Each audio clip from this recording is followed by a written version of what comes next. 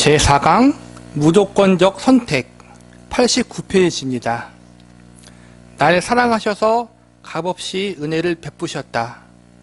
내가 한 일로 선택받은 게 아니다. 이게 무조건 선택의 핵심 주제예요. 내가 한 일로, 우리가 한 일로, 우리의 공로로 선택받은 게 아니라는 거예요. 볼게요. 지금까지 살펴보았듯이 우리 모두는 전적으로 타락하여 하나님의 불가항력적 은혜를 통해 거듭나지 않고는 하나님께로 올 수 없다. 또한 그 특정적인 은혜는 그리스도가 십자가에서 피로 사신 것이다. 그렇다면 여기서 분명해지는 사실이 있다. 누구도 예외 없이 구원이란 하나님의 선택에서 비롯된다는 것이다. 그분이 사람들을 택하여 그들에게 불가항력적인 은혜를 베푸신다. 그들에게 은혜를 사주신다. 선택이란 구원의 대상을 하나님이 택하신다는 뜻이다. 이 선택은 무조건적이다. 인간이 어떤 조건을 충족시켜야 하나님이 그를 택하여 구원하시는 게 아니다. 인간은 허물과 죄로 죽어 있다. 즉 이미 아무런 조건도 충족시킬 수 없는 상태이므로 하나님 쪽에서 먼저 사람을 택하여 사망에서 구원하신다. 앞서 우리가 1강에서 배웠잖아요. 전적 타락. 우리는 이미 하나님과의 관계가 단절되어 있는 그러한 죄인이에요. 죄가 있다는 것은 하나님과의 원수고 하나님을 거역한 그러한 우리의 상태잖아요. 그러니까 애초부터 시작부터 하나님의 마음에 들게, 하나님 보시기에 합당하게 하나님의 어떠한 의로운 기준에 충족할 만한 것이 우리 안에는 애초부터 아예 없었다라는 거예요.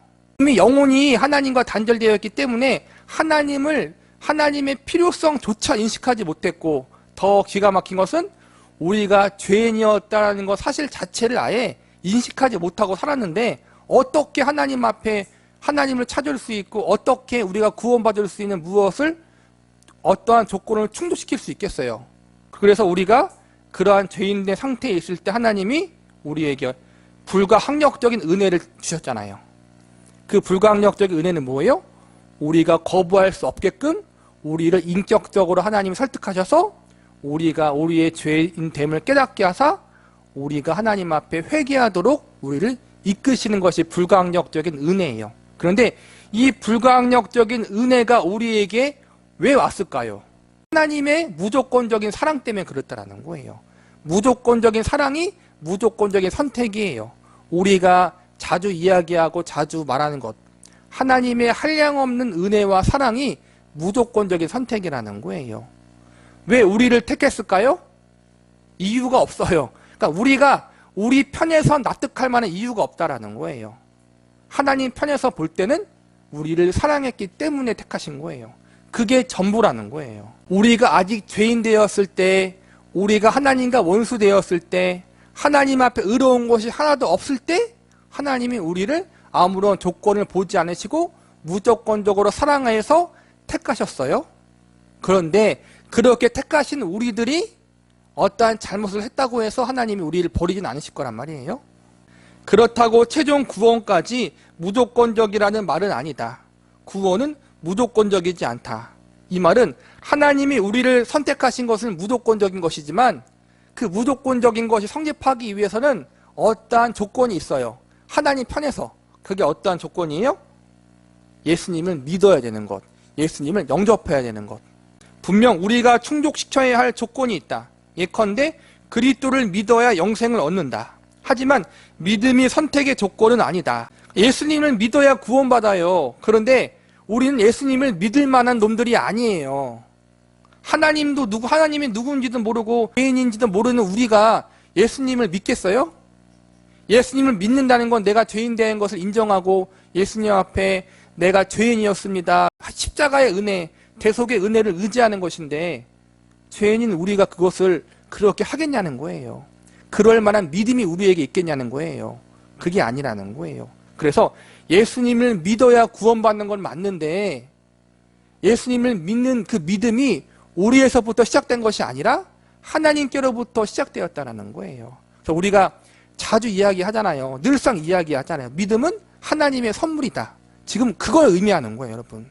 믿음이 내가 만들어낸 선물이 아니라 하나님이 우리에게 허락하여 주신 은혜의 선물이라는 거예요.